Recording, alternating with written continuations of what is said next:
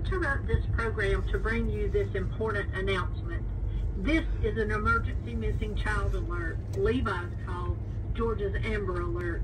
The Coweta County Sheriff's Office and the Georgia Bureau of Investigation are looking for a green 1999 Ford F-150 truck with Georgia tag PXI5373.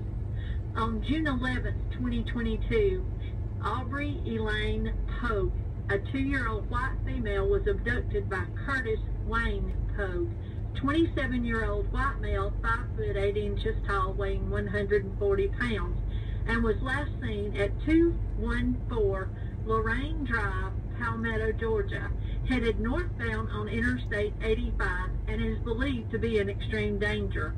If you have any information on the whereabouts of Aubrey Elaine Pogue or the green 1999 Ford F-150 truck with Georgia tag PXI5373, please dial 911.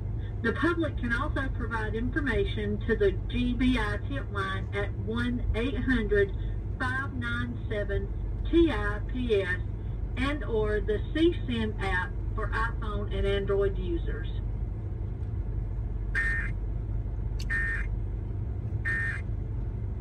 Medical debt.